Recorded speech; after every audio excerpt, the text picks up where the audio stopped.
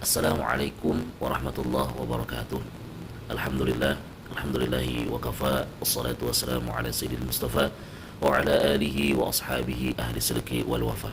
Rabbi sahli sadri wa yassiri amri wa hlul 'uqdatam min lisani yafqahu qawli. Teman-teman mahasiswa PJJ UIN Cyber Syekh Nurjati Cirebon, bahwasanya kita bertemu dalam mata kuliah literasi kitab kuning. Pada kesempatan kali ini adalah pembahasan tentang pemahaman kitab kuning di kelompok pertama, yang insya Allah akan dibahas oleh teman-teman kami di kelompok 1. Yang pertama ada saya sendiri, Redi Saputra, dan teman saya ada Kang Ali Anwar. Yang kedua ada Kak Eva Afifah. Karena itu kita bahas selanjutnya dengan definisi kitab kuning. Bismillahirrahmanirrahim. Materi selanjutnya tentang definisi pembelajaran kitab kuning. Pembelajaran kitab kuning adalah suatu proses interaksi antara guru dan siswa yang menggunakan kitab-kitab berbahasa Arab, dan kitab ini merupakan karya-karya para ulama klasik yang menyimpan kekayaan ilmu dan budaya Islam. Dalam pembelajaran ini, siswa diajarkan untuk memahami isi kitab serta konteks sejarah dan aplikasi dalam kehidupan sehari-hari. Selanjutnya tentang karakteristik kitab kuning. Kitab kuning umumnya ditulis dalam bahasa Arab tanpa diatur dengan tanda baca yang kompleks, atau bisa dibilang ini berbahasa Arab yang dulu tidak ada fathah, nasr dan domahnya. Karakteristiknya mencakup penggunaan bahasa yang klasik dan tidak jarang sulit dipahami oleh generasi muda. Kitab ini berisi pengetahuan yang mendalam dan kadang-kadang menuntut pendekatan kritis dan interpretatif dari pembaca. Penyajian serupa tidak bisa ditemukan dalam buku modern, maksudnya, dan membuatnya untuk dalam kegiatan Islam. Terima kasih. Baik, di sini saya akan menyampaikan tentang proses belajar mengajar menggunakan kitab kuning. Jadi proses belajar mengajar kitab kuning itu melibatkan interaksi dinamis antara guru dan siswa. Guru menjelaskan materi dari kitab, sedangkan siswa dapat mengajukan pertanyaan untuk memperdalam pemahaman.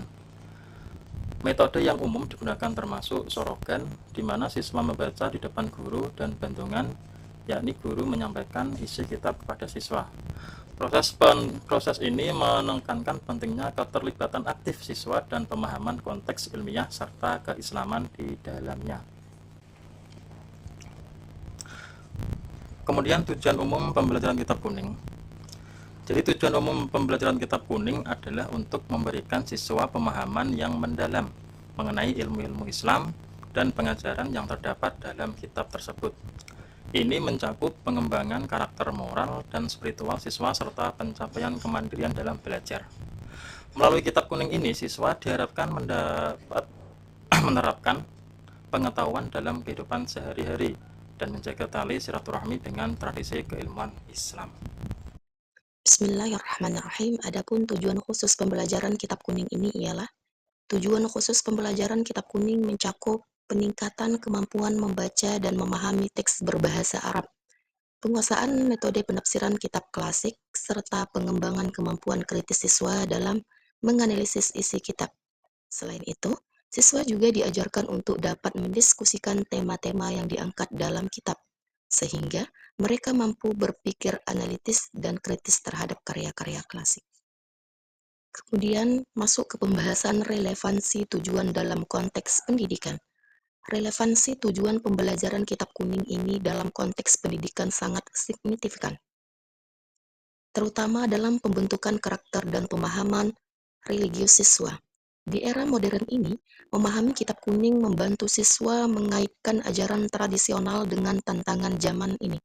Dengan demikian, pendidikan melalui kitab kuning tidak hanya untuk aspek akademis, akan tetapi juga untuk membangun identitas dan moralitas yang kuat dalam masyarakat. Adapun kesimpulan yang dapat kami paparkan pada pembelajaran kitab kuning ini ialah pembelajaran kitab kuning merupakan proses kompleks yang menggabungkan antara teori dan praktik dalam pendidikan Islam. Adapun tujuan akhirnya tidak hanya terbatas pada penguasaan teks, akan tetapi juga menciptakan individu dengan pemahaman nilai-nilai moral dan spiritual, yang dimana nilai-nilai moral dan spiritual yang kuat melalui kitab-kitab kuning, generasi muda diharapkan dapat memahami dan mengaplikasikan pengetahuan secara relevan dan dalam kehidupan mereka. Cukup sekian yang dapat kami sampaikan, lebih dan kurang kami mohon maaf. Burung irian, burung cendrawasih, cukup sekian dan terima kasih.